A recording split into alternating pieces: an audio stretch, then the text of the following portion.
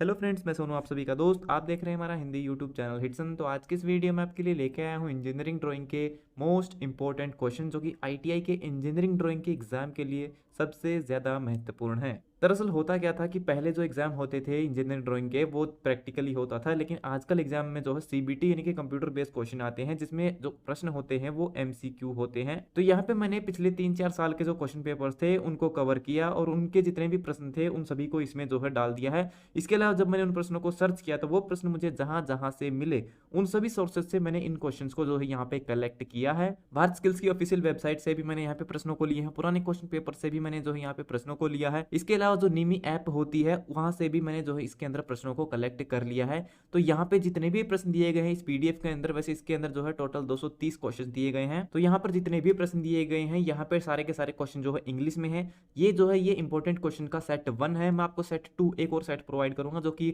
Bilingual यानी कि हिंदी और इंग्लिश दोनों लैंग्वेज में होगा। लेकिन यहाँ पे एक बात का ध्यान रखिएगा कि यहाँ पे जो प्रश्न दिए गए हैं ये प्रश्न आपको उस पीडीएफ में देखने को नहीं मिलेंगे। तो ये जो सेट 1 है ये पूरा पूरा इंग्लिश में होगा और सेट 2 जो आएगा वो बाइलिंगुअल होगा यानी कि हिंदी और इंग्लिश दोनों लैंग्वेज में होगा, लेकिन क्वेश्चंस दोनों में अलग अलग होंगे। तो इसलिए दोनों के दोनों सेट आपके लिए जो है इंपॉर्टेंट होंगे। आपको दोनों सेट को जो है पढ़ना होगा अगर आपको एग्जाम में इंजीनियरिंग ड्राइंग के क्वेश्चंस को कंप्लीटली जो है करके आना है। तो यहाँ पे वैसे तो इस पीडीएफ के अंदर बहुत सारे क्वेश्चंस दिए गए हैं तो इन सभी को मैं यहाँ पे कवर नहीं कर सकता हूँ, इसलिए इस वीडियो के अंदर मैं सिर्फ 10 इंपॉर्टेंट क्वेश्चन को ही कवर करूंगा और ये जो 10 प्रश्न इस वीडियो में करेंगे इनके आंसर आपको जो है पीडीएफ में देखने को नहीं मिलेंगे। सो वीडियो को पूरा जरूर देखना और वीडियो देखने के बाद आप इस पीडीएफ को डाउनलोड कर लेना और जिसमें आपको ये सारे के सारे क्वेश्चन देखने को मिल जाएंगे। तो चलिए दोस्तों स्टार्ट करते हैं इस वीडियो को बिना ज्यादा समय लिए। तो यहाँ पे आपके सामने दिया गया है question number 1, the type of pictorial projection generally used by the architect is.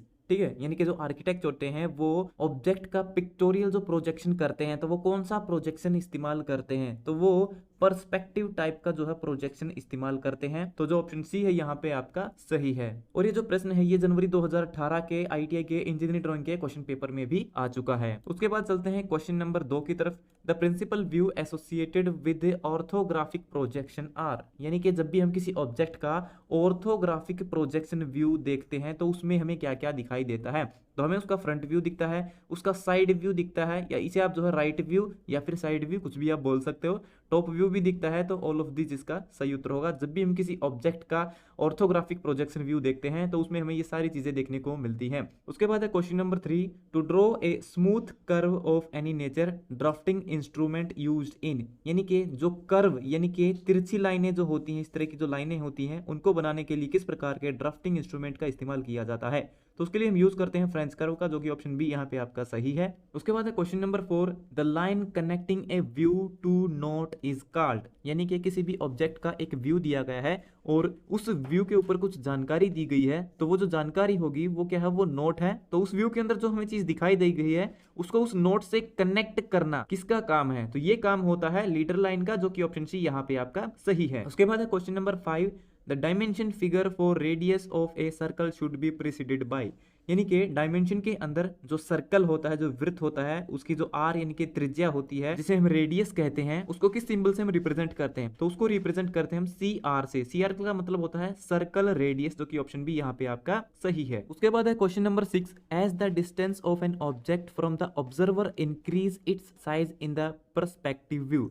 ठीक है, तो यहाँ पे एक ऑब्जेक्ट दिया गया है, मान लीजिए यहाँ पे एक ऑब्जेक्ट है और यहाँ पे व्यूअर है, यानी कि उसको देखने वाला है ऑब्जर्वर है। तो यहाँ पे क्या है, यहाँ पे मैं आई बना देता हूँ, आंख बना देता हूँ, तो यहाँ पे यूजर है और यहाँ पे ऑब्जेक्ट है। तो अगर मैं इसका डिस्टेंस बढ़ा दूं, ठीक है, मतलब इसको मैं और दूर लेके जाऊं, तो इससे क्या होगा, तो जो ऑब्जेक्ट होगा उसका साइज में क्या होगा, उसका साइज कम होगा, यानी कि साइज डिक्रीज होगा। तो ऑप्शन जो सी है यहाँ पे आपका सही है। उसके बाद है question number 7, sectional view gives us dash of object, यानी कि कोई भी ऑब्जेक्ट है उसको हम जब डिवाइड करते हैं यानी कि उसके टुकड़े करते हैं सेक्शनल व्यू में, जब उसको देखते हैं, काटते हैं उसको, जैसे यहाँ पे कोई गोला दिया गया है और उसको बीच से हम काटते हैं तो ये क्या होगा, ये 2 टुकड़ों में बट जाएगा। तो इससे क्या होगा, हम इसके बीच की जो जानकारी है उसको देख पाएंगे। तो इसका सही उत्तर क्या होगा, सही उत्तर होगा ऑप्शन बी, उसकी इंटरनल जो डिटेल होगी उनको देखने के लिए हम सेक्शनल व्यू का यूज करते हैं। तो एक सेक्शनल व्यू हमें इंटरनल डिटेल प्रोवाइड करता है। तो ऑप्शन बी यहाँ पे आपका सही है। उसके बाद है question number 8, in first angle projection method object is assumed to be placed in, यानी कि जब हम किसी ऑब्जेक्ट को फर्स्ट एंगल प्रोजेक्शन के माध्यम से जो है देखना चाहेंगे तो वो जो ऑब्जेक्ट होगा वो एज्यूम्ड यानी कि कहां पे दिखाई देगा, तो वो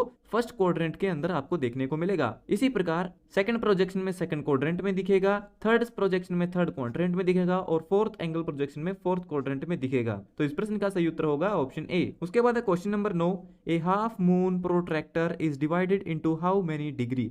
हाफ मून प्रोट्रैक्टर यानी कि आधा चांद, मैं इसको यहाँ पे बना देता हूँ, ये बन गया आपका आधा चांद।